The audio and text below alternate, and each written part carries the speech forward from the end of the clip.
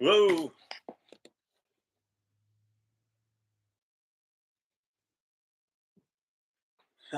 Sorry, guys.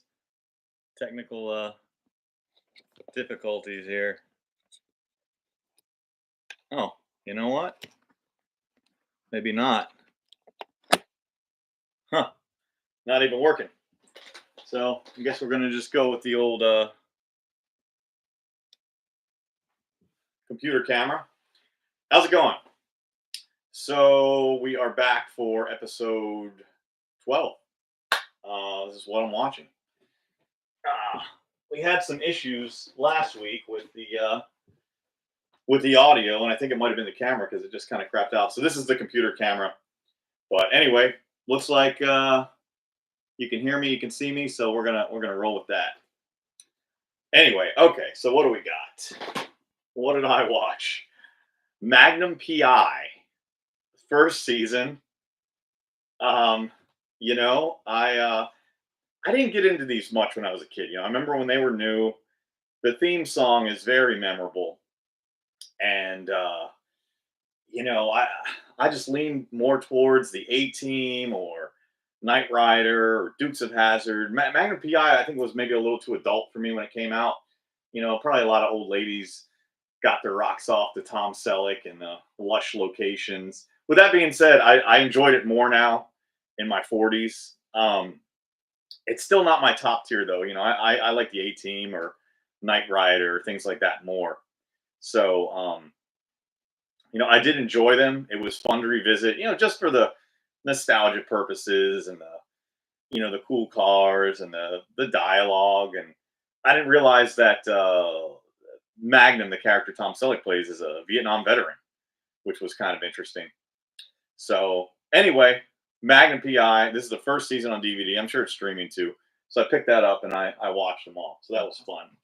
All right, up next, Transformers the movie, the animated. So this is the original Transformers the movie. I think it came out '86.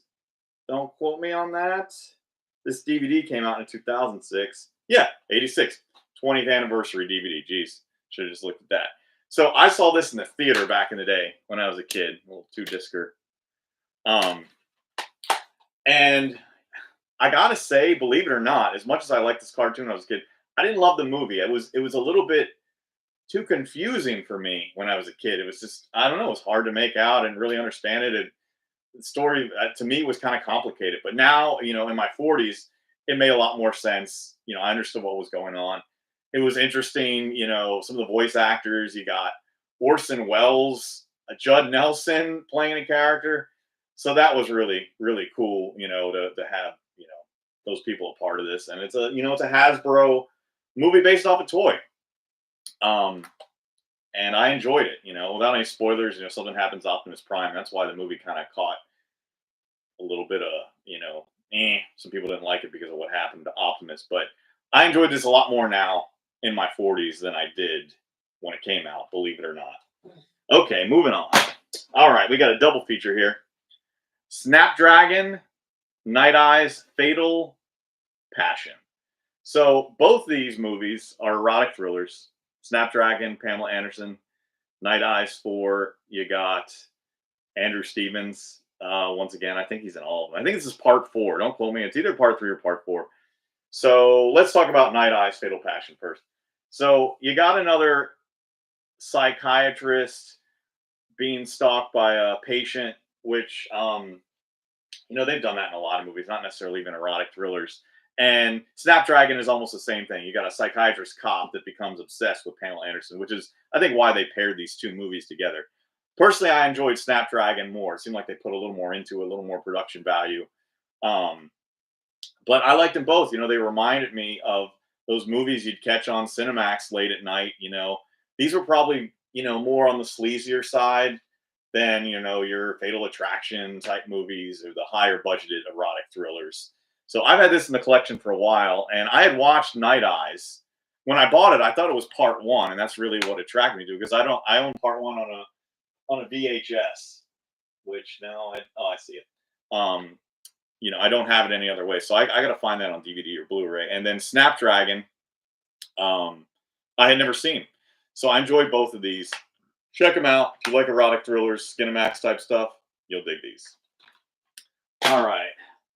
More on erotic thrillers. We got Color of Night with Bruce Willis. So I was on a erotic thriller kind of kick for a while, because I recently made one and I was trying to watch as many as I could, and I had trouble finding this even just on streaming, just all together. And then I was at my local used store and I found this.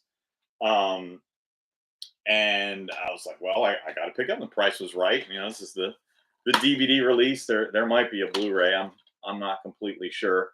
So this one stars Bruce Willis, and I think it's really the only erotic thriller he's ever done, along with, oh, what's this lady's name? Jane March. So I don't know that she does too much anymore, and I don't know that she did too much after, but she was perfect for this movie. Without giving too much away, she kind of, well, it does a little bit. She kind of plays multiple roles. And I got to tell you, they did such a good makeup job on her. I didn't notice at first. And I hadn't seen this movie in a long time since it came out in had to be the late 90s, 1900. And I hate when they don't put it on there. Hold on, bear with me because now I got to know. Maybe it's on here. No, I don't know. I'm going to guess 96, 97, something like that. I don't remember when it came out, but, for its time, this movie was really talked about. A lot of people liked it. And I mean, I was probably too young to even be watching it, just right at the cusp of being, allowed to watch something like this. And I had totally forgotten the story, which was great because it's a really good movie. And, there's a lot of skin in it, for a movie that was shown in the theater for Hollywood, and I kind of remember that was the deal. They kind of talked about it. Like, it's like, whoa, we see a lot of stuff. And this Jane March lady, I tell you what, she was a dream come true in this movie. She was everything that you could want in an erotic thriller. And I wish she had done more. She was perfect for this role. I think they really cast her on purpose because she did such a great job and just you had to have a certain kind of a look to play the parts that she did. And I can't think of anyone who could have done it better. So I really enjoyed this, revisiting it. I'll revisit it again when the time comes. And check it out. Color of Night, Bruce Willis, Jane March. Really great movie. Really enjoyed that one. So what do we got next? Okay. Faces of Death. And well, it's actually Faces of Death 2 and the original worst of Faces of Death. So if you've never seen these movies, I believe the original was released in the late 70s, and it showed real gore, real death. I mean, which is almost, I don't even know how they got away with it. It's almost snuff filmish. And these movies were always talked about. They were kind of hard to find. You couldn't necessarily find them at Blockbuster. You have to go to the mom and pop video stores. And I remember hearing about them, and I eventually watched them all. And years later, I found out that most of them were completely fake. The only one that has real stuff in it is the first one. And even that one, there's some, farce in it. Really disturbing stuff. You hear a lot of people talk about these in chat groups when they're like, what's the most disturbing movie you ever seen? This one still gets talked about. It's definitely not an easy watch, but I like to revisit these every once in a while just to see, how they correlate to times now. Like I said, like I don't think you could, if you release something like this now, you probably go to prison or something. I mean, I remember when they were on VHS. This is the DVD release, and this came out, and it says 1990. That's probably when part 2 came out. But I hate when they do this. They'll put when the original came out and when the I don't know. Well, I got the receipt for it when I bought it. Looks like I bought it at Sound Exchange in 2005, and I paid $12.99 for it. How do you like that? So, Faces of Death, if you want to be disturbed, go out and see them. They're definitely, I don't think they're streaming. I think there's 5 altogether, and then there's Traces of Death, and there might even be a couple other movies kind of like it.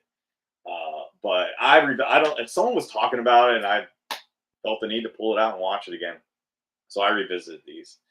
So that's I don't have a lot this week. That's all I watched, is physical. But I'd like to mention two more things. So, and I think I mentioned it last week, but we'll go ahead and show it off again. Fatal Desires. Whoop. Fatal Desires.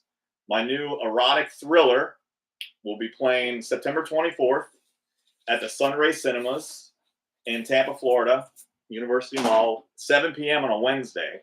So if you're around, please come and check it out if that's your kind of thing. So we're gearing towards that. And then recently, I've teamed up with Fred Olin Ray for his new movie Jacko 2 that will be shot here in the Tampa Bay area. So I'm really excited about that, and we're going to be doing that in November. He's got an Indiegogo campaign. Just go on Indiegogo, type in Fred Olin Ray Jacko 2, it'll pop up. We got some really cool perks that you can get, first dibs on. So go check those out, and I will see you next week. Thank you very much.